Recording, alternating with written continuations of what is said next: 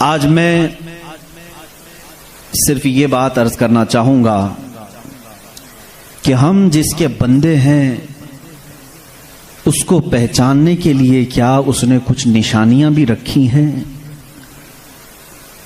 اللہ کی نشانیاں میں کھل کر کے عام انداز سے یہ بات کروں گا. آپ مسلمان گھر میں پیدا ہوئے، آپ کے باپ داداؤں نے، آپ کے ماحول نے آپ کو بتایا کہ تمہارا پیدا کرنے والا اللہ ہے. یہی تک تمہاری نالج ہے، ہماری نالج ہے.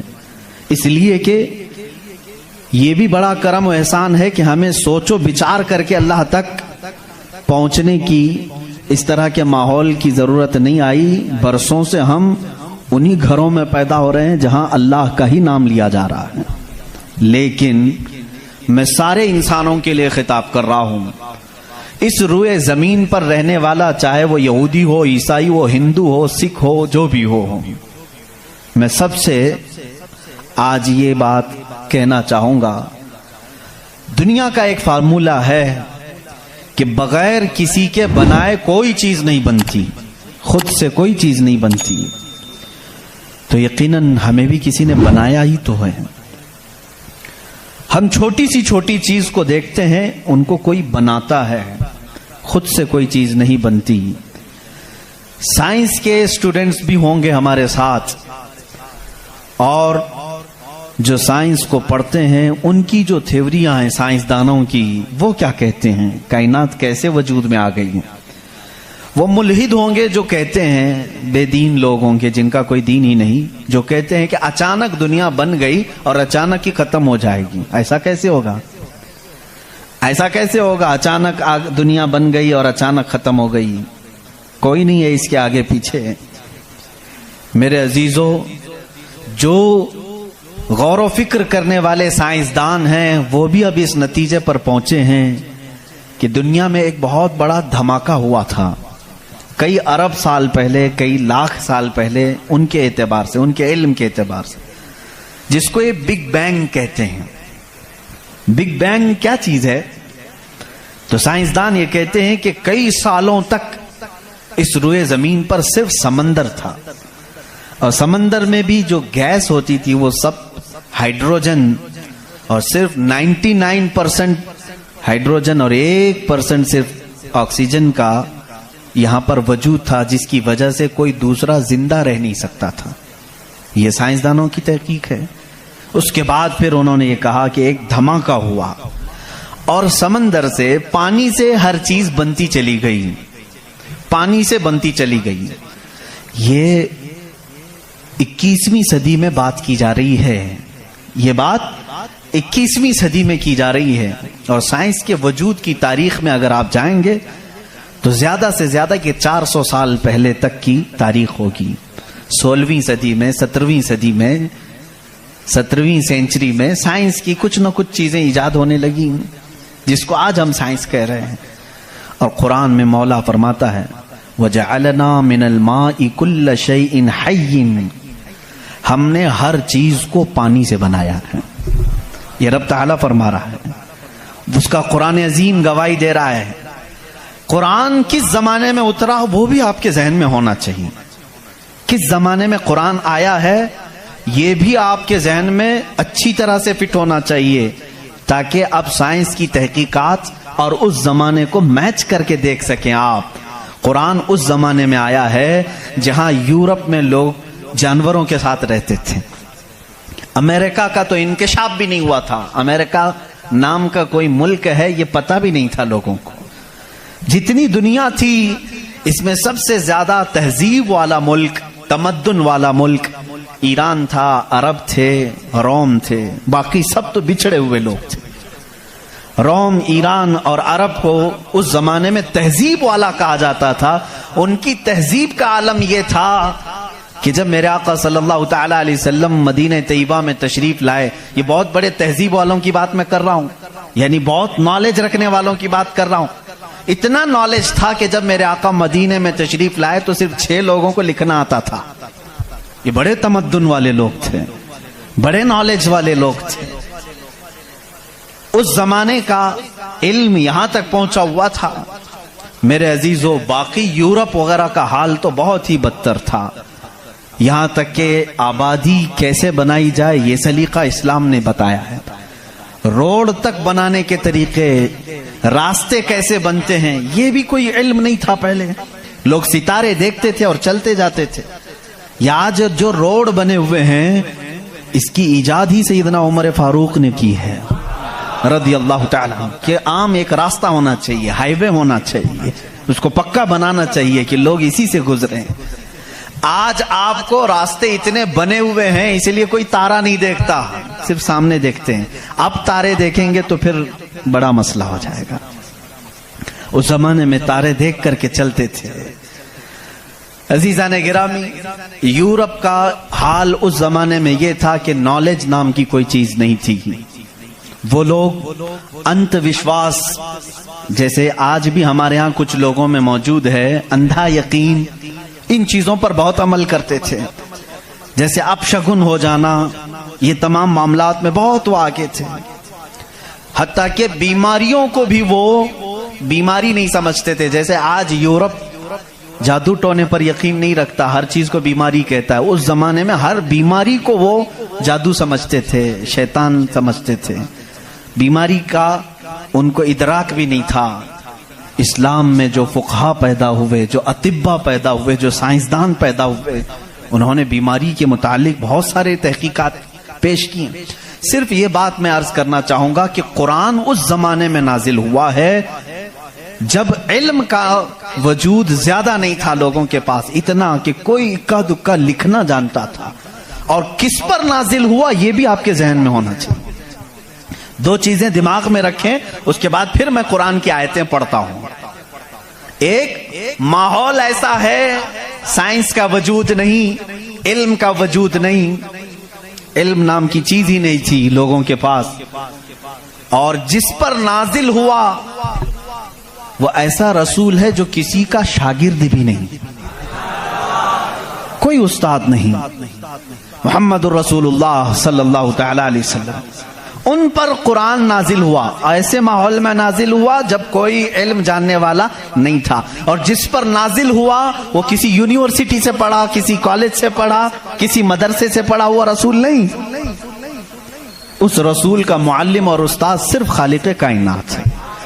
جبرائیل علیہ السلام کا بھی صرف اتنا کام رہا ہے، جو رب نے حکم دیا اتنا ہی پہنچا دیا، بلکہ بہت ساری قرآن کی باتیں ایسی ہیں جو جبرائیل پہنچا تو گئے لیکن اس کا علم انہیں بھی نہیں دیا گیا، انہیں بھی نہیں دیا گیا۔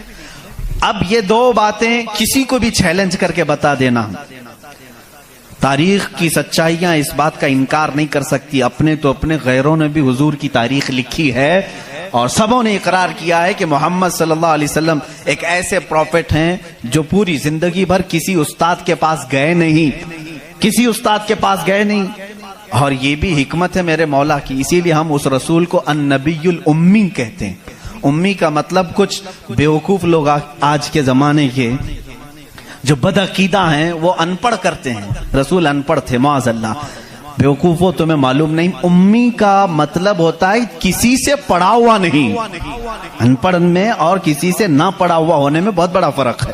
یہ دو باتیں ذہن میں رکھو، قرآن کس ماحول میں نازل ہوا اور جس پر نازل ہوا وہ کسی کا شاگرد نہیں۔ اب اس کی باتیں جب ہم بیان کرتے ہیں سائنسدانوں کی آنکھیں پھٹی کی پھٹی رہ جاتی ہیں، وہ قرآن بیان کر رہا ہے ان فی خلق السماوات والارض لآیات لأولی الالباب، بے شک یہ زمین کی پیدائش میں، آسمانوں کی پیدائش میں بڑی میری نشانیاں ہیں۔ اللہ فرما رہا ہے رات کو ہم زائل کرتے ہیں، اسی سے دن نکالتے ہیں۔ قرآن یہ کہہ رہا ہے وجعلنا من السماء، آسمان سے اللہ تبارک و تعالیٰ نے وجعلنا السماء سقفا محفوظا، قرآن کہتا ہے ہم نے آسمان کو ایک محفوظ چھت بنایا ہے۔ قرآن یہ کہہ رہا ہے آسمان اور زمین ملے ہوئے تھے، ہم نے دونوں کو پھاڑ کر کے الگ کر دیا اور دونوں کے منہ کھول دیا۔ یہ قرآن اس زمانے میں کہہ رہا ہے علم فلکیات جس کو آسٹرونومی کہتے ہیں، علم ارضیات جس کو جیو فزک کہا جاتا ہے، زمین کے معاملات آسمان کے معاملات جاننے والا اس زمانے میں کوئی نہیں. اس وقت قرآن کہہ رہا ہے آسمان و زمین ملے ہوئے تھے, ہم دونوں کو پھاڑ دیے, ہم نے ان دونوں کو پھاڑ دیا اور دونوں کے منہ کو کھول دیا. اب کا سائنس کہتا ہے زمین و آسمان کو دیکھنے کے بعد ایسا لگتا ہے کہ یہ گیلیکسی میں ملا ہوا ایک سیارہ تھا اور یہ پھر زمانے کے بدلتے بدلتے آسمان الگ ہو گیا, زمین الگ ہو گئی. اب کا سائنس یہ کہتا ہے. اور پھر یہ بند نہیں ہے جیسے ہماری چھت بند ہے, اوپر سے پانی ڈالو تو نیچے کچھ نہیں آئے گا, نیچے کے فرشی بھی بند ہے, نیچے زمین سے کوئی چیز یہاں مسجد میں نہیں نکلے گی. سائنس اب یہ کہہ رہا ہے آسمان میں جگہ جگہ سوراخ ہیں, منہ کھلا ہوا ہے, زمین میں بھی جگہ جگہ سوراخ ہیں, دکھنے والے نہیں, یہ کھلا ہوا ہے. اس کا مطلب میں بھی سمجھ نہیں پایا تھا, آسمان کھلا ہوا ہے, زمین کھلا ہوا, منہ کھلا ہوا ہے, کیا مطلب؟ کہا کہ اللہ تعالیٰ جب چاہے آسمانوں پر پانی ڈالے تو اپنا منہ کھولتا ہے, بارش برستی ہے, اور زمین کا منہ کھلا ہے. اس کا مطلب یہ ہے تم جہاں پر بھی جتنی گہرائی میں بھی زمین کے بیج ڈالو, اس کا منہ کھلا ہے, وہ سینہ پھاڑ کر باہر آتا ہے. اگر زمین بند ہوتی تو کوئی چیز زمین سے باہر نہیں نکلتی, زمین سے کوئی چیز باہر نکلتی ہے. اس کا مطلب ہے کہ ان کے منہ کھلے ہوئے ہیں. سائنس نے اب بھی کہا کہ آسمان کا منہ کھلا ہوا ہے, زمین کا منہ کھلا ہوا ہے. قرآن کس ماحول میں نازل ہوا ہے؟ جب سائنس کا وجود نہیں.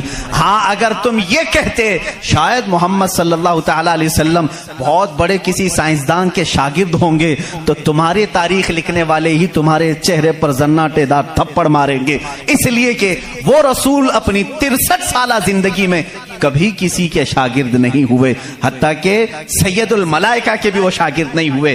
قرآن یہی کہہ رہا ہے زمین کی پیدائش میں, آسمان کی پیدائش میں میری نشانیاں ہیں. عزیزان گرامی, اب میں وہ نشانیاں گناؤں بہت طویل وقت درکار ہے. کبھی آپ نے محسوس کیا کہ آسمان اللہ کی نشانی ہے؟ اللہ کی نشانی ہے.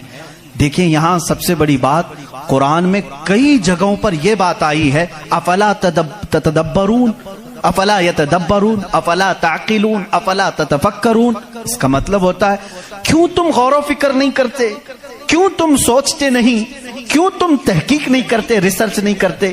رب تعالیٰ بار بار یہ فرما رہا ہے. یہ کس کے لیے ہے؟ میں ان لوگوں کے لیے کہتا ہوں جو ایک خدا کو چھوڑ کر کروڑوں کے سامنے جھک رہے ہیں. میں ان سے کہتا ہوں تم سوچتے کیوں نہیں؟ کون ہے تمہیں پیدا کیا ہے, کون ہے جو تمہیں بنایا ہے؟ قرآن دعوت دے رہا ہے ان کو سوچنے کی. میرا یقین یہ کہتا ہے جو بھی انسان اس کائنات میں ہے اللہ نے اسے اتنی عقل ضرور عطا کی ہے کہ اگر وہ سوچنے پر آ جائے تو اپنے رب تک ضرور پہنچے گا. اگر وہ غور و فکر کرنے پر آ جائے تو جھوٹے خداؤں کو چھوڑ دے گا. ایک صحابی ہیں حضور صلی اللہ تعالی علیہ وسلم پر ایمان لانے کے بعد وہ کہتے ہیں حضور ایام جہالت میں ہمارے سے 2 ایسے معاملات ہوئے, ایک واقعہ یاد کرتا ہوں تو رونا آتا ہے اور ایک واقعہ یاد کرتا ہوں تو ہنسی آتی ہے. جہالت میں ہم کچھ ایسے کام کرتے تھے اسلام لانے سے پہلے کہ کچھ ایک واقعہ ایسا ہے کہ ہم رو پڑتے ہیں یاد آتی ہے تو, اور ایک واقعہ ایسا ہے کہ وہ یاد آتی ہے تو ہنس پڑتے ہیں. حضور نے پوچھا وہ دونوں کیا ہیں؟ انہوں نے کہا جہالت میں جب ہمارے گھر بیٹی پیدا ہوتی تو ہم اس کا گلا مروڑ کر دفن کر دیتے تھے. ہم نے اپنے ہاتھوں سے کئی بچیوں کو دفن کیا, وہ جب بھی یاد آتا ہے تو رو پڑتے ہیں, رونا آتا ہے. ہنسی کس بات پر آتی ہے؟ وہ کہتے ہیں ہم جب سفر پر نکلتے تھے تو ہمارے جو خدا ہوتے تھے ان کو آٹے کا بنا لیتے تھے. ہم ویسے تو مٹی کا بناتے ہیں اور پھر پانی میں ڈبوتے ہیں. ان کی ذریت آج بھی موجود ہے. عرب والوں میں اگر میں بیان کروں کہ ہاتھوں سے خدا بنائے جاتے ہیں تو انہیں یقین نہیں آتا. ہندوستان والوں کو بہت جلدی یقین آئے گا. تو وہ صحابی کہتے ہیں ہم آٹے کے بناتے تھے. ان کے جو خدا ہوتے تھے وہ آٹے کے بناتے تھے کیونکہ مٹی کا پتھر کا اٹھا کر لے کر جانے میں بوجھل ہوتا تھا, وزن ہوتا تھا. اتنے بڑے خدا کو کہاں لے کر کے گھومتے رہے. وہ صحابی کہتے ہیں ہم آٹے کا بنا کر لے جاتے. پھر ہنسی کس بات پر آتی ہے؟ کہتے ہیں اگر سفر میں زیادہ بھوک لگتی کبھی اس کا ہاتھ توڑ کے کھا لیتے تھے, کبھی اس کا پیٹ کاٹ کے کھا لیتے تھے کیونکہ آٹے ہی کا تھا. آج بھی لوگ کرتے ہیں, شکر کا بناتے ہیں. بہرحال تو وہ صحابی کہتے ہیں مجھے ایام جہالت کی یہ باتیں یاد آتی ہیں تو میں ہنس پڑتا ہوں. خیر میں اور تفصیل میں نہیں جاؤں گا. عزیزان گرامی، غور و فکر کرنے کی جس کے اندر عادت ہوگی وہ انت وشواس، صرف پھیلے ہوئے بے یقینی پر ایمان نہیں لائے گا۔ آج بھی بہت سارے ایسے نیوٹرل قسم کے لوگ ہیں جو مسلمان نہیں ہیں، میں جانتا ہوں ان کو، وہ خود آئیڈل ورشپرز نہیں ہیں، وہ خود اس بات کا انکار کرتے ہیں کہ اپنے ہاتھوں سے بنائی ہوئی چیز کی عبادت کیسے کی جائے۔ ہم اس پاور کو مانتے ہیں جو ہماری آنکھوں میں نہیں آتا مگر ہم سب کو دیکھ رہا ہے۔ ایسے لوگ بھی ہیں۔ ہاں، اگر کوئی اس طرح کا موحد ہے، وہ اللہ کی وحدانیت کو تسلیم کرتا ہے تو اس کے ہدایت کی بھی امید ہے۔ میں یہ کہہ رہا تھا، آسمانوں اور زمینوں میں اللہ نے فرمایا میری نشانیاں ہیں، غور و فکر کرنا چاہیے۔ نشانی کیسے؟ پوری دنیا کے بہت ترقی یافتہ سائنس سے میرا یہ چیلنج ہے، میری یہ بات کا یہ چیلنج ہے، بہت تم نے ترقی کی، لیکن ایک ایسی چھت بنا کر کے دکھاؤ جس کا کوئی پلر نہ ہو، ہوا میں چھت قائم کر کے دکھاؤ، اور وہ بھی اتنی موٹی ہونی چاہیے، اتنی موٹی کہ جس کے بارے میں حضور اکرم صلی اللہ علیہ وسلم نے فرمایا کہ اس کی موٹائی 500 سال اگر کوئی گھوڑا دوڑے تو طے نہ ہو پائے، وہ آسمان کی موٹائی۔ میں اتنی موٹائی کی بات نہیں کرتا ہوں، 1 کلومیٹر چوڑی ہی کوئی بنا کر کے دکھا دیں، سائنس ہمارا بہت ترقی کر چکا ہے، نہیں بنا سکو گی، لیکن کائنات کی اس پوری زمین پر اللہ رب العزت نے ایک چھت ہمارے سروں پر رکھی ہے، اور سب کو معلوم ہے وہ چھت کیسی ہے، بغیر پلر والی۔ کہیں اس کو ستون دیکھا آپ نے؟ اللہ الذی رفع السماوات بغیر عمد ترونہا، قرآن کہتا ہے وہ اللہ ہی ہے جس نے بغیر ستون کے آسمانوں کو بنایا، اور تم بھی اس کو دیکھ رہے ہو۔ قرآن چیلنج کر رہا ہے، تم بھی اسے دیکھ رہے ہو۔ اور حیرت کی بات یہ ہے، ہمارے پلر والی چھت کے بارے میں تو یقین ہوگا اب یہ گرے گی نہیں، لیکن اگر یہ تڑکنے لگے، کہیں سے آوازیں آنے لگے، ہم بھاگ کر کے کون سی چھت کے نیچے جاتے ہیں؟ پلر والی چھت سے ہم کو خوف لگتا ہے آج کل گر نہ جائے، اور پناہ لینے کے لیے اس چھت کے نیچے جاتے ہیں جس کا کوئی پلر ہی نہیں۔ اللہ کی نشانیاں ہیں اس میں۔ اللہ رب العزت فرماتا ہے تم دیکھ رہے ہو ان آسمانوں کو ہم نے کیسے قائم کیا ہے۔ اب اس کی تحقیقات جو آسٹرونومی پڑھے ہوئے ہیں وہ جانتے ہوں گے، علم فلکیات اس کو کہتے ہیں، آسمانوں کا علم، یہ بھی ابھی سب کو پورا حاصل نہیں ہو سکا۔ جو ہماری نظروں میں نظر آ رہا ہے یہ تو دھواں ہے، بادل ہے، آسمان تک پہنچنے کے لیے پتہ نہیں کتنا سفر، اور اس میں اللہ رب العزت نے ستاروں کے ایک ایسے جھرمٹ کو رکھا ہے۔ آسمان کتنا چوڑا ہے، کتنا لمبا ہے، گیس کر سکتے ہیں ہم؟ کبھی گیس کریں گے آپ؟ میں صرف ایک حساب بتاتا ہوں۔ اس آسمان میں اللہ تعالیٰ فرماتا ہے کلن فی فلک یسبحون، سورج، چاند، جتنے بھی گیلیکسی کے سٹارز ہیں، تارے ہیں، یہ سب آسمان میں تیر رہے ہیں۔ اللہ فرما رہا ہے سورہ یاسین کی آیت ہے، یہ سب آسمان میں تیر رہے ہیں، لٹک رہے ہیں۔ اچھا، جس پر لٹک رہے ہیں ظاہر سی بات ہے وہ بڑا ہونا چاہیے۔ اب وہ کتنا بڑا ہوگا؟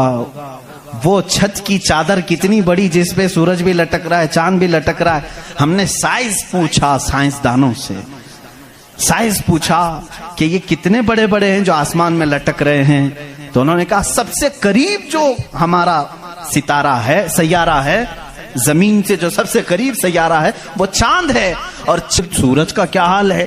کہا سورج زمین سے 13 لاکھ گنا بڑا ہے، 13 لاکھ گنا بڑا۔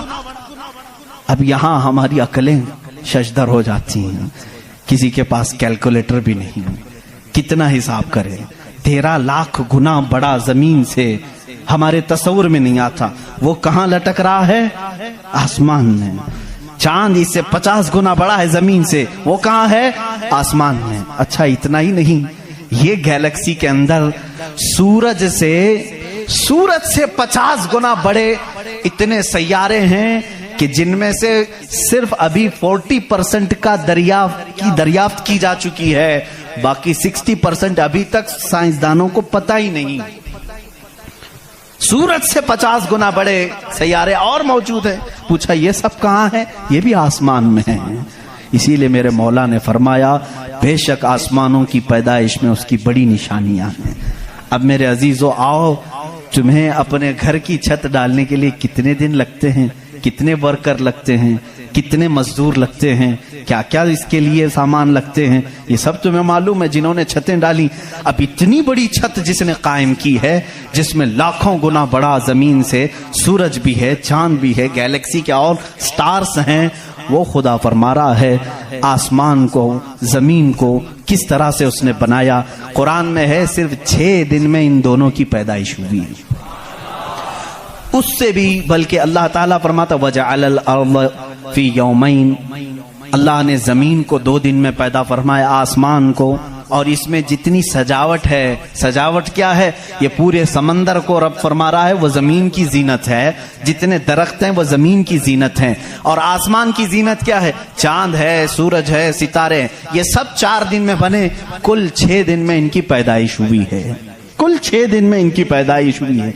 मियां हमारी दुकान नहीं बनती 6 दिन में, और वो खालिक कायनात फरमा रहा है 6 दिन में इस पूरी कायनात के जमीन और आसमान की पैदाइश हुई। तो क्या ये अल्लाह रब्बुल इज्जत की निशानियां नहीं है? गौर और फिक्र, तदब्बुर। मैं अगर सुनी हुई बातों पर यकीन नहीं आता कुछ लोगों को, क्योंकि वो साइंस के माहौल में आज जी रहे हैं, वो हर बात साइंस की यकीन के साथ मान लेते हैं। मैं उनसे ही कहता हूं अपने साइंसदान आकाओं से पूछें कि इस जमीन का हजम कितना बड़ा है, आखिर ये ठहरी कैसे है इतने दिन तक, यावत तक कायम कैसे है, ये हिलती क्यों नहीं है? अच्छा, उसके बाद रब ताला फरमाता है हमने इस जमीन को पानी पर बिछाया है। ऐ अल्लाह तेरे अजायब कुदरत अजीब दर अजीब हैं, कितने अजीब हैं। आपसे मैं कहता हूं हौज में या मस्जिद का भी हौज है, जाओ एक चादर उसके ऊपर बिछाओ, टॉवेल लेकर के बिछाओ, कितनी देर तक वो पानी पर खड़ा रहेगा? टॉवेल, चादर, इसकी मोटाई कितनी है?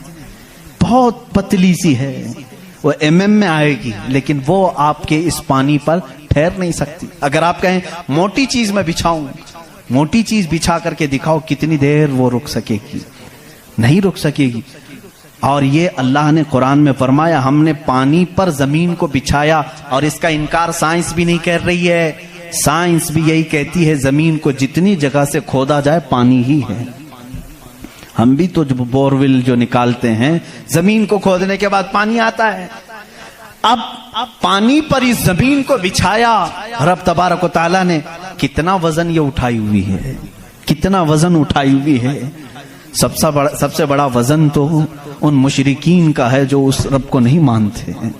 ये धरती का बोझ इनको कहते हैं, ये सबको उठाई हुई है।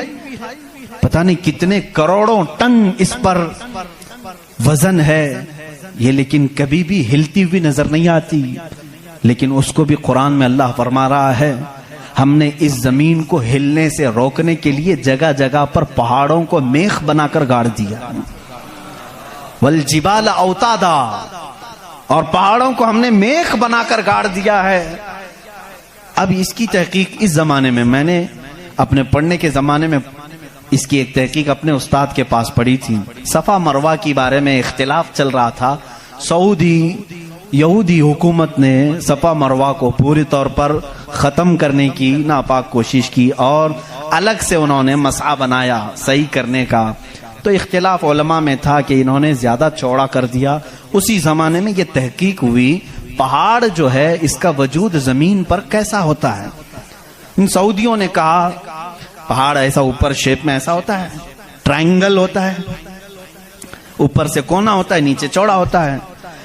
इन सऊदियों ने कहा नीचे भी ये जड़ें छोड़ता है, फैलता हुआ जाता है, जैसे दरख्त ऊपर होता है और नीचे उसकी जड़ें फैली हुई होती हैं। तो इन्होंने कहा नीचे भी वो पहाड़ का हिस्सा है, इसलिए हमने बाजू में भी रास्ता बनाया ताकि सफा मरवा की सही अगर हो रही है तो वो पहाड़ों के बीच में ही हो रही है।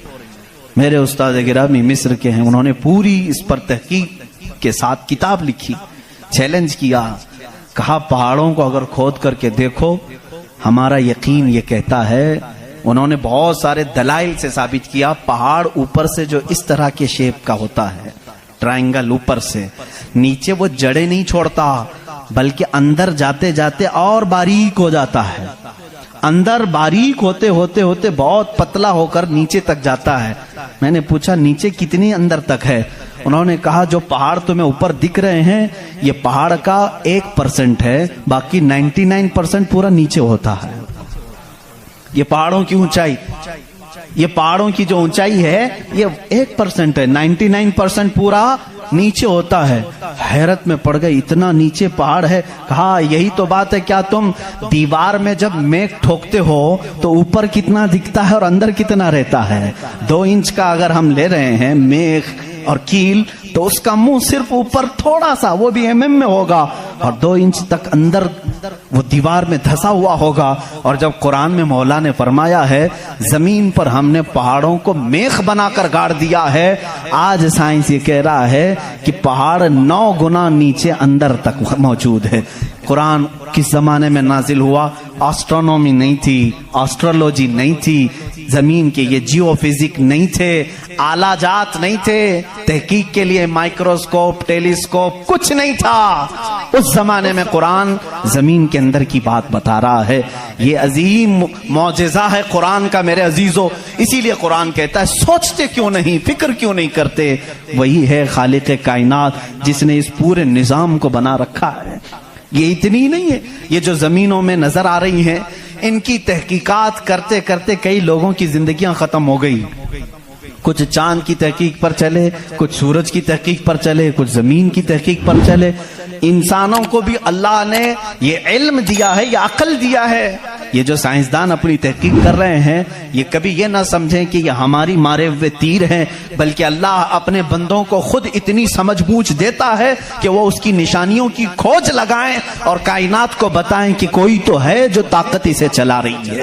اس دور میں امام اعظم کہہ رہے ہیں جب الیکٹرانک دور نہیں تھا، آج کے لوگ ہو سکتا ہے یقین کر لیں الیکٹرانک کشتی ہوگی، ہو سکتا ہے کوئی اس کو الیکٹرانک مشین چلا رہی ہوگی، ایسا نہیں ہے۔ اس زمانے میں کوئی اس چیز کی ایجاد نہیں تھی۔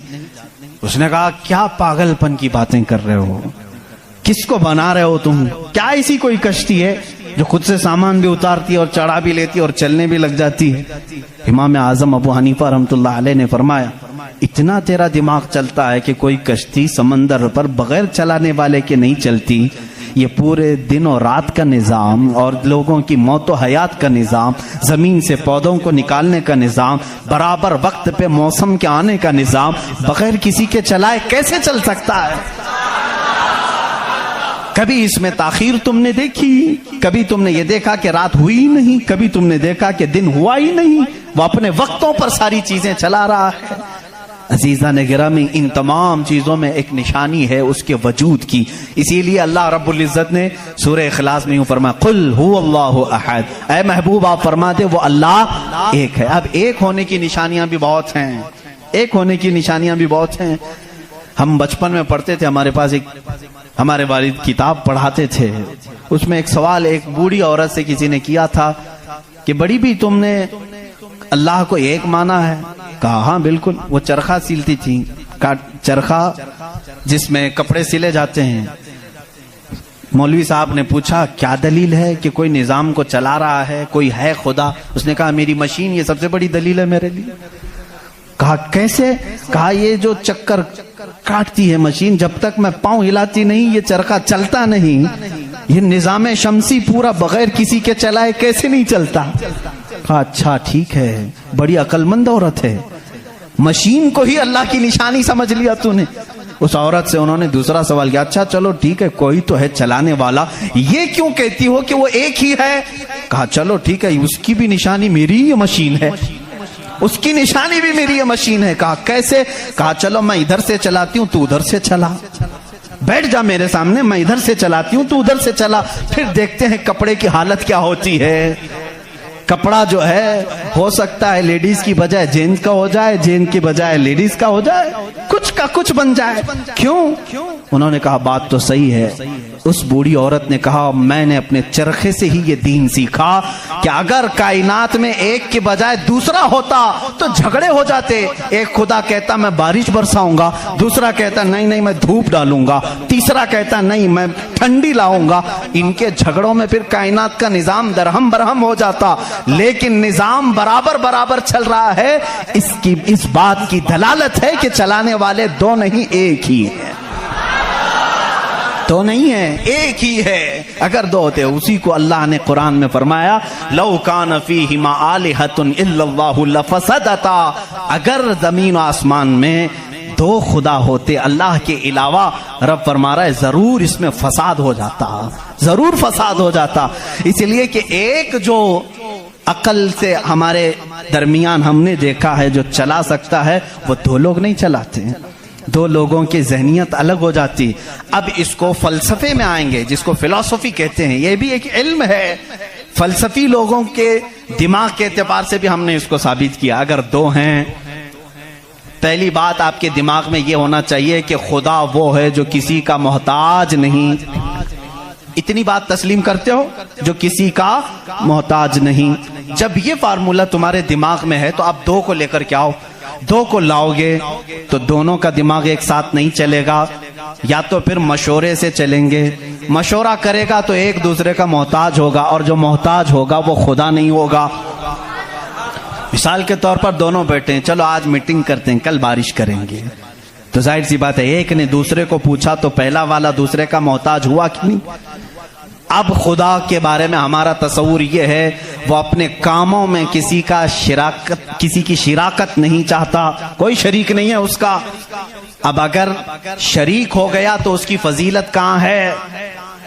ایک ہونے میں جو فضیلت ہے وہ دو میں ہے نہیں. ایک ہونے میں جو فضیلت ہے وہ دو میں ہے نہیں. اسی لیے ہم لاکھوں کروڑوں کے سامنے سر جھکانے والوں سے کہتے ہیں مان لو ایک ہی کو, ایک ہی کو تسلیم کرو. اس لیے کہ جتنے ادیان ہیں دنیا میں تقریباً سب کے ہاں ایک تصور ہے خدا کا تصور. ایتھیزم کو چھوڑ کر کے میں باقی سب کی بات کروں, ہندوؤں کے نظریات میں بھی خدا کا تصور ہے, کوئی تو ہے, ایک بھگوان کے کچھ بھی نام لیں. عیسائیوں کے مذہب میں یہی ہمارے رب ذوالجلال کا تصور ہے, خدا کا وہ بھی یقین کرتے ہیں. یہودی بھی خدا کو مانتے ہیں, سکھوں کے ہاں بھی ہے. تقریباً دنیا میں جو بھی ریلیجیس ہے, کسی مذہب کو مانتا ہے, ان سب مذہبوں میں خدا کا تصور ہے. لیکن اب یہ جھگڑا ہے کہ ماننے میں کون خدا ہے کون نہیں ہے. یہاں تک تو سب متفق ہیں, ہے کوئی تو ہے, لیکن یہاں آ کر کے چوک جاتے ہیں کہ کس کو ماننا چاہیے کس کو نہیں. اسی لیے میرے عزیزو, اسلام نے وہ نشانیاں رب ذوالجلال کے واحد ہونے کی اور اس کے طاقتور ہونے کی رکھی ہیں جس کو آج تک دنیا انکار نہیں کر سکی, اور قرآن کے اس معجزے کو آج تک کوئی چیلنج نہیں کر سکا. میں سائنسدانوں سے بھی کہتا ہوں, آپ کو ایک بات یہ بھی میں بتا دوں, ابھی 18ویں صدی کی بات ہے. 18ویں صدی میں امریکہ کا سفر کرنے والے ایک سائنسدان نے ایک نئی چیز کا انکشاف کیا. اٹلانٹک اوشین میں یا سمندر کے ایک حصے میں ایک ایسی جگہ ہے جو بالکل ہی ڈارک ہے, ڈارک سپیس اس کو کہتے ہیں. یعنی وہاں روشنی بالکل نہیں, سورج کی ایک کرن بھی وہاں نہیں آتی, اتنا وہاں پر اتنی وہاں تاریکی ہے. یہ کب؟ 18ویں صدی میں, یعنی آج سے 200 سال پہلے کی بات ہے.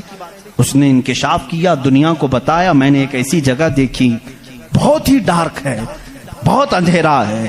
وہ جب واپس آیا تو علماء ربانیین نے سورہ نور کی قرآنی آیتیں پڑھی.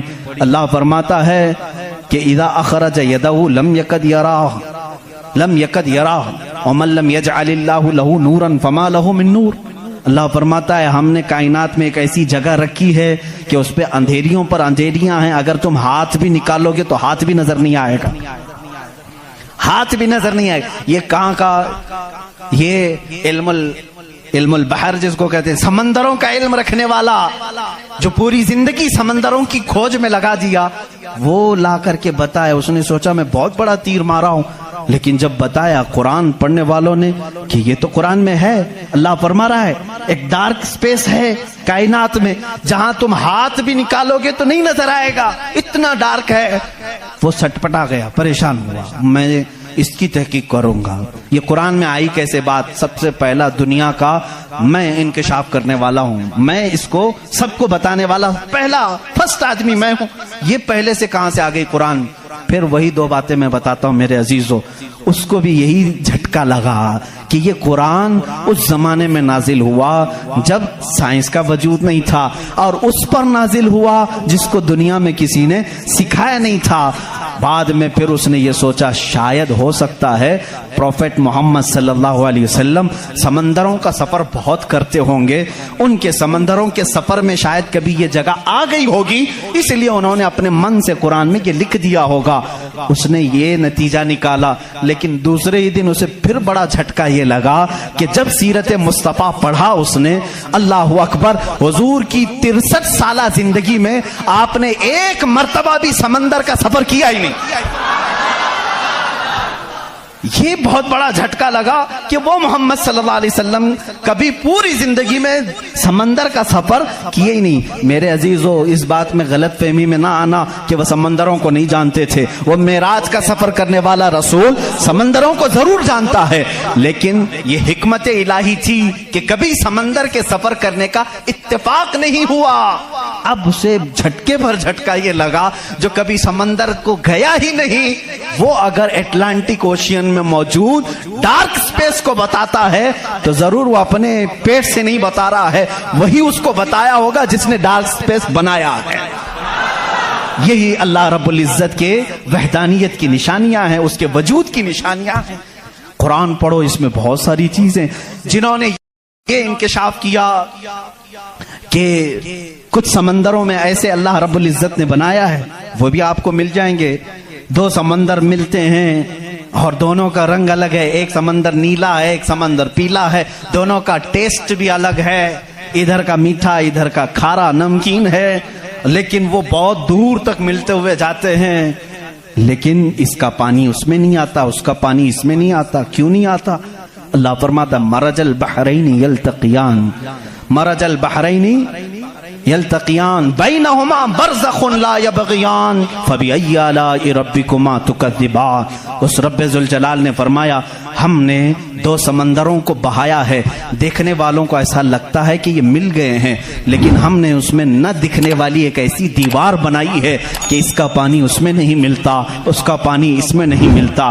یہ بھی کون سے رسول کی زبان سے اللہ تعالیٰ بتا رہا ہے لوگوں کو جو رسول کبھی سمندر کا سفر کیا ہی نہیں؟ اس رسول کی زبان سے اللہ نے دو سمندروں کے ملنے کی بات کی۔ سائنسدانوں، اب تو تمہیں ماننا ہی چاہیے کہ قرآن رسول کا اپنا بیان کیا ہوا کلام نہیں ہے، اسی کا یہ کلام ہے جس نے سمندروں کو اس طرح پیدا کیا ہے۔ کائنات میں بہت ساری چیزیں ہیں میرے عزیزوں، قرآن اللہ رب العزت کا یہ کلام اتنی ہی نہیں، یہ تو بڑی بڑی نشانیاں میں نے کہا، اگر اس کی معرفت، اس کی کھوج میں لگ جاؤ گے تو زندگی تمام ہو جائے گی۔ میں تو کہتا ہوں اللہ نے ایک بات یہ بھی فرمائی ہے تمہارے لیے، وَفِي أَنفُسِكُمْ أَفَلَا تُبْصِرُونَ۔ اللہ فرما رہا ہے تم ادھر ادھر نشانیاں ڈھونڈ رہے ہو، ہم نے تمہاری ذات میں اپنی نشانیاں رکھی ہیں، تم نہیں دیکھتے؟ تمہاری ذات میں ہماری نشانیاں ہیں، تم نہیں دیکھتے؟ اتنی نشانیاں ہیں، اس کے لیے آپ کو کئی علوم پڑھنے کی ضرورت ہے۔ ظاہر سی بات ہے انسان کے ایک ایک پارٹ پر جو ریسرچ کرتا ہے وہ اپنے وقت کا ایک بڑا ڈاکٹر بنتا ہے۔ خالی صرف دل پر جس نے ریسرچ کیا وہ کارڈیالوجی ہے، جو صرف کڈنی پر ریسرچ کیا وہ نیفرولوجی ہے، اور جو صرف رگوں کو دیکھا ہے وہ نیورولوجی ہے۔ پارٹ پارٹ پر انہوں نے پوری زندگیاں ختم کی، پورے انسان کو پڑھا کس نے؟ آج کون پڑھا ہے؟ اسی لیے امام اعظم ابو حنیفہ رحمۃ اللہ علیہ نے فرمایا من عرف نفسہ فقد عرف ربہ، جس نے صرف اپنی ذات کو پہچان لیا وہ اپنے رب کو پہچان لے گا۔ تمہارے جسم میں جس طرح کی چیزیں اللہ نے بنائی، ڈاکٹر سے جا کر کے پوچھو کہ ہمارے جسم کے اندر کا جو نظام ہے، ایک بار جو نس کٹ گئی 1000 ڈاکٹر مل کر کے وہ نس نہیں قائم کر پاتے. یہ رگوں کا سلسلہ ایسا ہے. اور فرمایا گیا، بلکہ تحقیقات بتاتی ہیں ہمارے جسم کے اندر موجود یہ نسوں کو، رگوں کو نکال کر کے اگر بچھا دیا جائے کئی 1000 کلومیٹر لمبی ہو جائیں گی، کئی 1000 کلومیٹر لمبی ہو جائیں گی. یہ نسوں کا اتنا لمبا سفر ہو جائے گا. اتنا سارا مواد اللہ نے تمہارے جسم میں رکھا. اور رب تعالیٰ یہ فرماتا ہے، مفاہیم آیات میں بیان کر رہا ہوں. کبھی آپ نے سوچا ہم نے زبان سے جو جو چیزیں کھائی، اللہ اکبر. میں ایک بڑے محقق کے حوالے سے کہتا ہوں، روٹی کو انہوں نے کہا تمہاری روٹی، تمہارے کھانے اللہ کی نشانیاں ہیں. میں نے پوچھا روٹی بھی نشانی ہے اللہ کی؟ کہا ہاں. تم ایک روٹی کو کہاں کہاں سے حاصل کرتے ہو؟ اناج کھیت سے لیا، فصل جب آئی اس کو کٹایا، پسایا، آٹا بنایا، پھر گھر میں لایا، گوندھنے کے لیے دیا، آٹا گوندھا گیا، روٹیاں بیلی گئیں، توے پر رکھی گئیں، بن گئی. کتنی منزلوں سے گزری، کھیت سے آئی، پسائی میں گئی، گندھائی میں گئی، پکائی میں گئی. اب اس کے بعد ریڈی ہو کر تمہارے برتن میں آئی. اس کے بعد تم نے کیا کیا؟ اب تک سب تمہارا اختیار چل رہا ہے، تم اپنی مرضی سے کر رہے ہو. گیہوں کا لانا ہے، جو کا لانا ہے، جوار کا لانا ہے، کس کا لانا ہے، تمہاری مرضی. آٹے سے کتنا گوندنا ہے، نرم گوندنا ہے، موٹا گوندنا ہے، تمہاری مرضی. روٹی موٹی پکانی ہے، پتلی پکانی ہے، تمہاری مرضی. روٹی پک جانے کے بعد 4 ٹکڑے کرنے، 5 ٹکڑے، 2 ٹکڑے، تمہاری مرضی. سب تمہاری مرضی ہے. اس کے بعد تم چبا کر کے کھا گئے، اس روٹی کو چبا کر کھا گئے، نگل گئے. یہ روٹی جب حلق سے اتر گئی اب تمہاری مرضی نہیں ہے. اس ایک ہی روٹی سے گوشت بھی بنتا ہے، اسی ایک روٹی سے خون بھی بنتا ہے، اسی ایک روٹی سے منی بھی بنتی ہے، اسی ایک روٹی سے پیپ بھی بنتا ہے، اسی ایک روٹی سے کف اور بلغم بھی بنتا ہے. اسی ایک روٹی سے سب چیزیں بن جانے کے بعد ہمارے فضلات بھی نکلتے ہیں. میں نہیں سمجھ پایا. اے میرے عزیزوں مجھے بتاؤ، ایک روٹی لو، اس کے ایک ٹکڑے سے تم گوشت بنا کے دکھاؤ، دوسرے ٹکڑے سے تم خون بنا کے دکھاؤ، تیسرے ٹکڑے سے تم پیپ بنا کے دکھاؤ، چوتھے ٹکڑے سے تم بلغم بنا کے دکھاؤ. نہیں کر سکو گے، اس لیے کہ صرف گوندھنے پکنے تک تمہاری مرضی چلتی ہے. حلق سے نیچے اتر جانے کے بعد خدا قدیر و جبار کا نظام چلتا ہے. تمہارے رزق میں اس کی نشانیاں ہیں. کون ہے جو بناتا ہے ہمارے جسم کے اندر اس روٹی سے ہمارے جسم کا حصہ؟ پوچھو جا کر، کسی سے بھی پوچھو، یہ ہمارا جسم موٹا تازہ گوشت کیسے بن گیا؟ یہ کھانے اچھے کھاؤ گے اس سے بن گیا. ہم نے کہا ہم کھانے کاجو بادام بھی کھا رہے ہیں تو بھی گوشت بن رہا ہے، روٹی کھا رہے ہیں تو بھی گوشت بن رہا ہے، چاول کھا رہے ہیں تو بھی گوشت بن رہا ہے. اور خون ایسا لکوڈ ہے کہ بازار میں ملتا نہیں، کسی انسان کا ہی لینا پڑتا ہے. اس کو کون بنایا ہے؟ کہا اس کو بھی روٹی سے ہی بنایا ہے، کاجو بادام سے ہی بنایا ہے، پھلوں سے ہی بنایا ہے. ہم پوری دنیا کی غذائیں لا کر چکی میں پیس کر کے بھی خون کا ایک قطرہ نہیں پیدا کر سکے، لیکن وہ رب ذوالجلال ہمارے لقمے کے نیچے جاتے ہی نظام کو شروع فرما دیا ہے. کیسا وہ نظام ہے، کیسا وہ نظام ہے.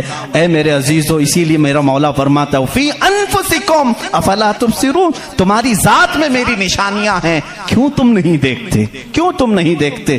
آپ کو اگر میں ذاتیات، نفسیات، طبعیات، یہ جو علوم ہیں اس پر گفتگو کروں تو ایک بڑا الگ ٹاپک ہو جائے گا. اللہ تعالیٰ نے اس نظام کو کیسے بیلنس رکھا ہے جانتے ہیں آپ؟ کبھی آپ کو معلوم ہے ہمارے کانوں میں ایک الائنمنٹ ہوتا ہے، جیسے ویل الائنمنٹ کرتے ہیں، ہمارے دونوں کانوں کے بیچ میں ایک قطرہ چھوٹا سا اللہ نے رکھا ہے. یہ بیلنس کو برقرار رکھتا ہے. جو سنکی ہوتے ہیں، جن کو کہتے ہیں یہ پاگل ہو گیا، جھولے کھاتا رہتا ہے، یہ کون لوگ ہیں جانتے ہیں آپ؟ جن کو کبھی کبھار فیڈس آ جاتی ہے، چلتے چلتے آڑے ٹیڑے ہو جاتے ہیں، یہ کون ہیں؟ جن کا صرف وہ کانوں کے بیچ کا ایک قطرہ بھی ہل گیا تمہارا بیلنس نہیں بگڑ جائے گا. تم کھڑے کیسے ہوتے ہو؟ 2 پیروں پر سیدھے کھڑے رہتے ہو، جب تک چاہو کھڑے رہو، چلنا چاہو تو سیدھے چلتے ہو. اگر وہ بیلنس چوک گیا، جیسے کار ویل الائنمنٹ چھوٹنے سے ادھر ادھر جانے لگے گی، تمہارے پیر لڑکھڑانے شروع ہو جائیں گے.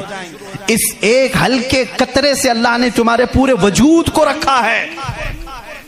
تمہیں ٹیڑھا کرنے کے لیے صرف اس قطرے کو جنبش دینے کی ضرورت ہے، صرف جنبش دینے کی ضرورت ہے۔ میں نے سائنس کی ایک تحقیق پڑھی، اللہ اکبر، حیرت ہوتی ہے۔ انہوں نے یہ تحقیق کر کے بتایا یہ جو تمہاری پلکیں جھپکتی ہیں، کھلتی بھی ہیں جھپکتی بھی ہیں، جانتے ہیں آپ یہ کتنی ہلکی ہیں اور کسی کو احساس بھی نہیں ہوتا کب جھپکی کب کھلی، کسی کو احساس نہیں ہوتا۔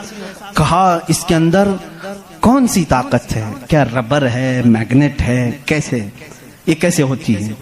اس کو ایک سائنسدان نے کہا کہ اگر کسی کی پلک جھپکنا چھوٹ جائے، نہیں جھپک سکتی، تو اس کو بلڈوزر سے کھینچ کے بھی بند نہیں کر سکو گے، اتنی طاقت لگا کر کے بھی اسے بند نہیں کر سکو گے، ایسا فلیکسیبل ہے، ایسا ربر ہے۔ اور اگر بند ہو گئی تو کھول بھی نہیں سکو گے، پوری طاقت لگا کے ٹوٹ کے پھٹ جائے گا یہ پلک، کھلے گی نہیں کھلے گی۔ جھپک گئی تو وہی رہ گئی، کھلی تو بند نہیں ہوگی، پوری دوسری کوئی بھی الٹرنیٹ طاقت سے اگر تم چاہو اس کو بند کرنا یا کھولنا نہیں کر سکو گے۔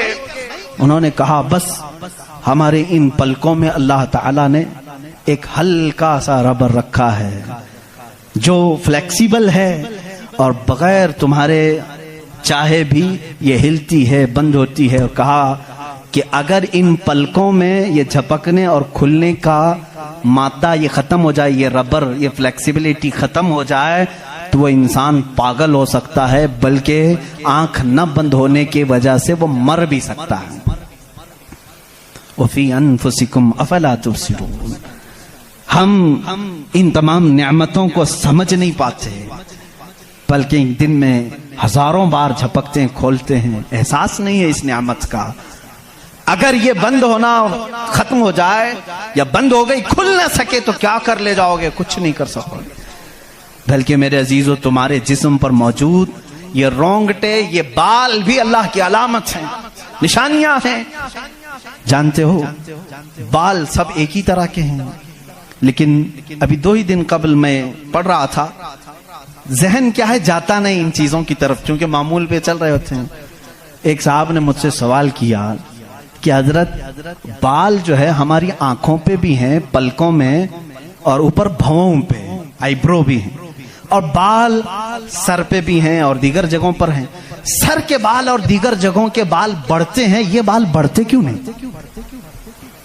بال سیم ہے، بال سیم ہے، یہ بڑھتے نہیں، اور یہ بڑھتے ہی رہتے ہیں، ان کو جتنا کاٹو بڑھتے ہی رہتے ہیں۔ ایسا کیا ہے؟ اللہ اکبر۔ اس دن مجھے حیرت ہوئی، میں نے کبھی اس چیز پر توجہ نہیں کی، کبھی نہیں سوچا۔ ہو سکتا ہے آپ کا ذہن نہ گیا ہو۔ پڑھنے پر ایک محقق نے یہ بھی لکھا ہے، دیکھنے میں یہ سارے بال ایک طرح سے ہیں، ان بالوں میں ساری چیزیں ایک ہی طرح کی ہیں، دیکھنے میں یہ کالے ہیں تو وہ بھی کالے ہیں، قوت بھی ان کی سیم ہے، لیکن اللہ رب العزت نے ان بالوں میں بڑھنے کا خون رکھا ہے، ان بالوں میں بڑھنے والا خون آتا تک نہیں ہے، آتا تک نہیں۔ عزیزان گرامی، اس کی یہ نشانیاں ہیں بہت ساری، اس کی تحقیقات پھر کسی موقع پر میں عرض کروں۔ اور پیٹ کے اندر موجود چیزیں جو اپنا نظام خود بخود چلا رہی ہیں، نہیں چلا سکو گے، نہیں چلا سکو گے۔ دل جتنی مرتبہ یہ دھڑکتا ہے، اس کے اندر جو پریشر ہے، کہا گیا ہے یہ جو خون کو دبا کر کے جسم میں پھیلاتا ہے، اس کے متعلق سائنس یہ کہتا ہے اتنا پریشر ہے کہ دنیا میں کسی فوارے پہ، کسی فاؤنٹین میں اتنا پریشر نہیں ہوگا جتنا دل میں پریشر ہے، اور یہ اتنی تیزی سے ایک بار پمپ کرتا ہے کہ خون پورے جسم میں ناخن تک آ جاتا ہے۔ ایک بار کے پمپ پر ایک بار اس طرح دل نے دبایا خون کو بار، تو خون ناخن تک پہنچتا ہے، اتنا پریشر اس کے اندر ہے۔ امریکہ کی ایک لیبارٹری میں ایک پاکستانی عالم دین گئے تھے، کارڈیالوجی تھے وہ ڈاکٹر، وہ ایک عالم کو لے کر کے گئے، اور کارڈیالوجی نہیں، ریڈیالوجی بھی غالباً کچھ ہے، جس میں آوازیں سننے کا آلہ ہوتا ہے، ایک مشین ہوتی ہے جسم کے اندر حرکت کرنے والی ہر آواز کو اس میں سنا جا سکتا ہے۔ پلک آپ جھپکتے ہیں، آپ سانس لیتے ہیں تو اس کی آواز کیسی ہوتی ہے؟ تو انہوں نے کہا آج چلیے لیبارٹری میں آپ کو بتاتا ہوں کہ دل کی آواز، ہم تو یہاں ہاتھ رکھتے ہیں تو دھک دھک دھک کی آواز آتی ہے. تو انہوں نے کہا ہم آپ کو اس سے سناتے ہیں. ایئر فون لگائے گئے، بڑی بڑی مشینیں تھی، ہلکی سی بھی وہاں پر ہوا بھی آتی تو اس کی زور آواز آتی ہے. وہ ایک لیب ہے. یہ عالم دین کہتے ہیں میں نے سنا دل کی آواز. میں نے پوچھا اس ڈاکٹر سے کہ آپ کے ہاں ہر آواز کا نام لکھا گیا ہے، دل جو آواز کرتا ہے اس کا کیا نام ہے آپ کے یہاں؟ کہتے ہیں دل جو ہے لپ لپ لپ لپ یہ آواز کرتا ہے، سائنس میں یہ لکھا گیا ہے. وہ مسکرا ہے، کہا تھوڑی سی خطا ہو گئی، بلکہ دل کہتا ہے رب رب رب رب. ہر انسان کا دل جو دھڑکنے کی آواز آتی ہے مشینوں سے انہوں نے خود سنا. ہاں ہو سکتا ہے کچھ توتلے لوگ ہوتے ہیں را کو لا کہہ جاتے ہیں، ہو سکتا ہے تمہیں لپ لپ لپ سنائی دیا ہو، مگر میرا ایمان یہ کہتا ہے ہر دل رب رب رب ہی کہتا ہے. جو اس کو دھڑکن دیا ہے اگر وہ دل اسے یاد نہ کرے. عزیزان گرامی، کائنات کی بہت ساری چیزیں اس کی نشانیاں ہیں، سمندروں میں اس کی نشانیاں ہیں. آپ کو معلوم ہے سمندروں کا علم البحر جن کو معلوم ہے، جو غوطے لگاتے ہیں وہ کہتے ہیں زمین پر جتنی مخلوقات ہے اس کے 10 گنا زیادہ مخلوقات سمندروں میں موجود ہیں. سمندروں میں یہاں جتنے کیڑے دیکھ رہے ہو، کتنے مکوڑے دیکھ رہے ہو، یہاں جتنے قسم کی مخلوقات آپ دیکھ رہے ہیں اس کے 10 گنا زیادہ مخلوقات سمندروں کے اندر ہے. کون ہے جو ان کے رزق کا انتظام کرتا ہے؟ کون ہے ان کی پرورش پر؟ سمندروں کا علم الگ ہے. کہتے ہیں ہم اندر جاتے ہیں تو اس کے اندر اتنی چیزیں کہ ہر بار نئی چیزیں دکھتی ہیں. اور انہوں نے کہا کہ کئی لاکھ قسم کی مچھلیاں گن لی گئیں، لیکن ہر بار غوطہ لگاتے ہیں تو پھر نئے رنگ کی مچھلی نظر آتی ہے. ان کو رنگ دیتا کون ہے اس کے اندر؟ عزیزان گرامی، سمندروں کے علم میں لوگوں نے کہا اس کی گہرائیوں میں کیا کیا موجود ہے. کچھ باتیں تو عقل تسلیم کرتی ہیں، جیسے آپ کو میں نے کہا سمندر میں مچھلیاں ہیں، اندر پیڑ پودے بھی ہیں، آپ سب تسلیم کریں گے ہوتے ہوں گے. مخلوقات ہیں، ہاں ہوتے ہوں گے، سب ہوتے ہوں گے. لیکن ایک قرآن کے فرامین تفاسیر میں یہ کہا گیا ہے سمندر کے اندر آگ بھی ہے. اب کہاں سے تسلیم کرو گے؟ سمندر کے اندر آگ ہے، کیسے تسلیم کرو گے؟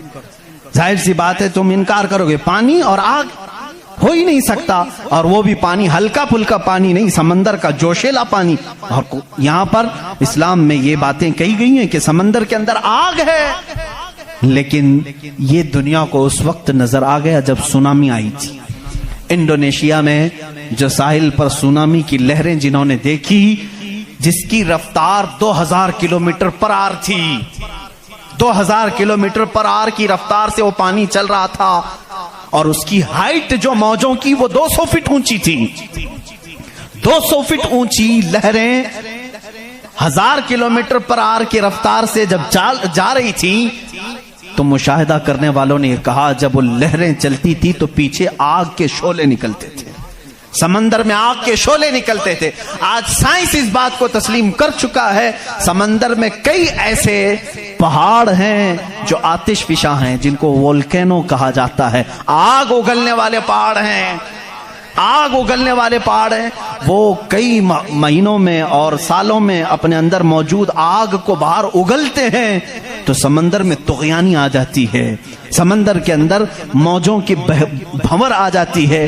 یہ تمام چیزیں آج سائنس کہہ رہا ہے، میرا مولا قرآن میں اس چیز کو بیان فرما رہا ہے.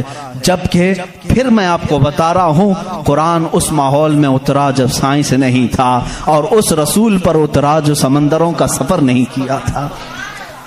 اللہ تبارک و تعالیٰ نے پہاڑوں کے علم کے متعلق قرآن میں بیان فرمایا، ستاروں کے علم کے متعلق، سمندروں کے علم کے متعلق، زمین کا یہ جیو فزک ہو، آسٹرونومی ہو، ستاروں کا آسٹرولوجی ہو، علم الفلکیات ہو، اس کے بعد نباتات، یہ پیڑ پودوں کے علم کے لیے بھی قرآن موجود ہے. اللہ رب العزت ان کے متعلق بھی فرما رہا ہے ان کے جوڑ بنائے گئے. آج دنیا یہ کہہ رہی ہے کہ ایک پیڑ کو دوسرے پیڑ سے لگاتے ہیں تو پھل اچھے آتے ہیں، پھل اچھے آتے ہیں. یہ حدیث پاک میں ملتا ہے. مدینہ طیبہ میں کلمی کرتے تھے صحابہ اس وقت کھجوروں کی، عزیزان گرامی پیڑ پودوں کی جب تحقیقات ہوتی ہیں تو اب اس پر بھی سائنس حیران ہے کہ ہم نے پھولوں کو دیکھا، یہ پھول جب کھلتے ہیں تو اس میں اچانک آ کر کے پینٹ کون کر جاتا ہے، یہ رنگ کون ڈالتا ہے؟ ہم نے درختوں کو ہرا ہی دیکھا ہے، ہرے ہی ہوتے ہیں، لیکن جب پھول نکلتے ہیں تو یہ رنگ آتا کہاں سے ہے؟ اس کی تحقیق کرتے کرتے ڈالیوں کو لوگوں نے چیر دیا، پتوں کو پھاڑ دیا، لیکن پھول کا رنگ پورے درخت میں کہیں نہیں پایا، کہیں نہیں پایا۔ ان پودوں کو اور ان پھولوں کو کون رنگ دیتا ہے؟ بلکہ حد تو یہ ہے میرے عزیزو، اس کی سب سے بڑی چیز یہ نشانیوں میں سے یہ بھی ہے کہ پیڑ پودوں کو تم لہلہاتے ہوئے آج دیکھتے ہو، ان کی پیدائش پر کیا تم نے غور و فکر نہیں کیا؟ یہ کیسے پیدا ہوتے ہیں، کیسے نکلتے ہیں؟ اللہ اکبر! ان کو تم نے زمین کے اندر بو دیا تھا، مٹی ڈال دی تھی اور اس پر پانی ڈال کر برابر کر دیا تھا، لیول کر دیا تھا، اور اچانک دوسرے دن تیسرے دن جا کر دیکھتے ہو وہ زمین کا سینہ چیر کر باہر آیا ہوا ہے۔ اتنا ہی نہیں، وہ چھوٹا سا کومپل نکلا ہوا پودا باہر آتا ہے، اب وہ کتنی چیزوں کو فیس کرتا ہے، ہواؤں کا بھی مقابلہ کر رہا ہے، طوفان بھی آ رہے ہیں، لیکن وہ پودا وہیں لگا ہی لگا ہے۔ چھوٹے پودے کو بڑی سے بڑے طوفان ہلا کے نہیں کر سکے، کون ہے وہ ہلکے پودے کی حفاظت کر رہا ہے۔ بڑی بڑی ہواؤں سے وہ بڑی بڑی طاقتوں کو اڑا لے جانے والی ہوائیں آتی ہیں، لیکن ہلکے پودے کی حفاظت ہو رہی ہوتی ہے۔ وہ فصلیں لانے تک کون ہے ان کی حفاظت کرتا ہے؟ قرآن میں 20ویں پارے کی شروع کی آیتیں پڑھو گے آپ کا یقین تازہ ہو جائے گا۔ امن خلق السماوات والارض وانزل لكم من السماء ماء فانبتنا به حدائق ذات بهجة ما لكم ان تنبتوا شجرها اإله مع الله، کیا اللہ کے سوا کوئی ہے؟ اللہ فرماتا کون ہے جس نے زمین کو تمہارے لیے قرار بنایا؟ کون ہے جو زمین کو پھاڑ کر کے اس میں نہریں بنایا؟ کون ہے جو تمہارے لیے آسمانوں کو چھت بنایا؟ کون ہے جو اس میں سے تمہیں رنگ برنگے پودے نکالتا ہے؟ کیا اللہ کے سوا کوئی ہے؟ اے الہ مع اللہ۔ اس طرح کی 5 آیتیں جس میں سوال ہے اے الہ مع اللہ، کیا اللہ کے سوا کوئی ہے؟ اب میرے عزیزو، میں نے آسمانوں کی بات کی، زمینوں کی بات کی، گیلیکسی کی بات کی، پیڑ پودوں کی بات کی، سمندروں کی بات کی، بلکہ میں نے تمہارے ذات کی بھی بات کی۔ تمہارے جسم میں موجود ہر عضو، ہر پارٹ اللہ کی نشانی ہے، اللہ کی نشانی ہے۔ تم میں سے کوئی بھی ایک عضو دوسرا ڈپلیکیٹ بنا نہیں سکتا، بنے گا تو صاف نظر بھی آئے گا۔ آنکھ چاہے تو بکرے کی لگا لو لیکن دکھائی کچھ بھی نہیں دے گا۔ اس آنکھ کے اندر جو چیز موجود ہے وہ دوسرا اس کی کاپی کر نہیں سکتا۔ روبوٹ تو بہت بنا لیے لیکن جینے والا، فیلنگ رکھنے والا انسان دوسرا تخلیق نہیں کیا جا سکا، بلکہ وہ قرآن میں اللہ چیلنج کر رہا ہے۔ تم تو انسانوں کے ابھی یہ کہہ رہے ہیں کہ جنین بنائے جا رہے ہیں، یعنی ہم ڈپلیکیٹ انسان بنانے کی کوشش کر رہے ہیں، یہودی اس پر ریسرچ کر رہے ہیں، لیکن مولا تو فرما رہا ہے کہ یہ ایک مکھی بھی بنا نہیں سکیں گے۔ 17ویں پارے کا آخری صفحہ ہے جس میں رب تبارک و تعالیٰ فرماتا ہے کہ لن يخلقوا ذبابا ولو اجتمعوا له، یہ سارے کے سارے مل کر کے ایک مکھی نہیں بنا سکیں گے۔ ضعف الطالب والمطلوب، یہ کتنے ہی کمزور قسم کے لوگ ہیں جو دوسری تخلیق کی بات کر رہے ہیں۔ اسی لیے میرے عزیز ہو، جب کوئی بنا نہیں سکتا، اسی لیے اسلام نے کہا اپنے ہاتھوں سے بھی کوئی جسم نہ بناؤ، اس لیے کہ تم خدا بننے کی کوشش کر رہے ہو۔ بنانا کسی کے جسم کو صرف کام ہے اللہ کا کام ہے۔ اپنے ہاتھوں سے کوئی چیز تعمیر یعنی شکل و صورت والی کوئی بھی چیز نہ بناؤ جو اللہ کی تخلیق ہے۔ ایسی چیزیں جس میں جان ہے، جو چلتی پھرتی ہیں، ان چیزوں کو بنانے کے لیے منع اسلام نے اسی لیے کیا کہ تم قدرت کی تشبیہ چاہتے ہو، اللہ رب العزت کی برابری کرنا چاہتے ہو، تم سے یہ ممکن بھی نہیں ہو سکے گا۔ دیکھتے ہو آج ہمارے ہاں ناٹک ہے، ہمارے ہاں لوگوں کا انت وشواس ہم دیکھ رہے ہیں، بے وقوفی کی حد ہو گئی، حد ہو گئی آج بھی کہ لوگ اپنے ہاتھوں سے جس کو بنائے۔ میں آپ کو بناؤں، خدا کون ہے؟ تمہارا یقین کیا ہونا چاہیے اور دنیا کیا چاہتی ہے؟ میں سب کو کھلے عام میسج دے رہا ہوں، سب کے لیے۔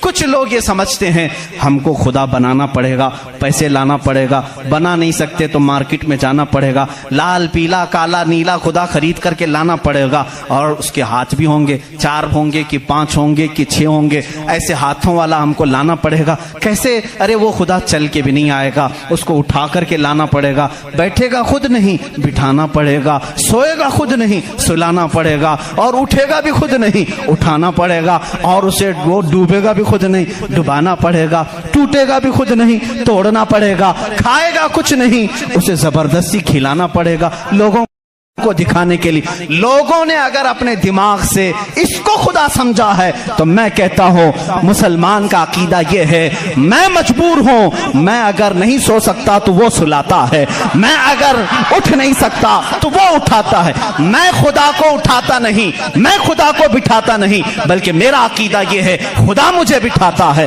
خدا مجھے چلاتا ہے، خدا مجھے سلاتا ہے، خدا مجھے کھلاتا ہے، خدا مجھے پلاتا ہے، جب مجھے بھوک لگے تو وہ کھلاتا ہے، جب میں ننگا ہوں تو وہ پہناتا ہے، جب میری جان چلی جائے تو وہ میرا حساب کرتا ہے۔ ہم اس خدا کی تسلیم، اس خدا کا عقیدہ رکھتے ہیں کہ ہم محتاج ہیں، وہ مالک و مختار ہے۔ عقیدہ یہ ہو اپنے ہاتھوں سے بنائی ہوئی چیز کو، ارے تمہیں تو فخر کرنا چاہیے، اے آج تو خدا بنا بیٹھا ہے، اس کو فخر سے دیکھو، کہو ارے تو کیا خدا ہے، میں ہی تو بنایا ہوں تجھے۔ کبھی بنانے والا یہ کہہ سکتا ہے نا؟ اور کوئی آ کر کے سارے لوگ عبادت کر رہے ہوں، کوئی آ کر کے سامنے کہہ دیا سارے بھکتوں کے پاس کہ تم اس کو خدا کہہ رہے ہو، میں تو لاتوں سے گوندھ کے بنایا تھا اس کو، میں تو اپنے ہاتھوں سے اس کو بنایا، تو عزت کیا رہے گی؟ اسی لیے آپ نے دیکھا اسلام کا عقیدہ وحدانیت یہ ہے، عقیدہ خدا یہ ہے کہ ہم نے آج تک کروڑوں مسجدیں ہیں، کبھی ہم نے خدا کی جسم تو دور کی بات ہے، کوئی شکل اور تصویر بھی مسجدوں میں نہیں رکھی۔ کیوں؟ اس لیے کہ اگر تصویر لگے گی کہیں خدا کی تو ہم اس کو خدا تسلیم ہی نہیں کرتے، کیونکہ خدا وہ ہے جو کسی کی آنکھ میں آ نہیں سکتا، اور اگر کسی کی آنکھ میں آ گیا تو وہ خدا ہو نہیں سکتا۔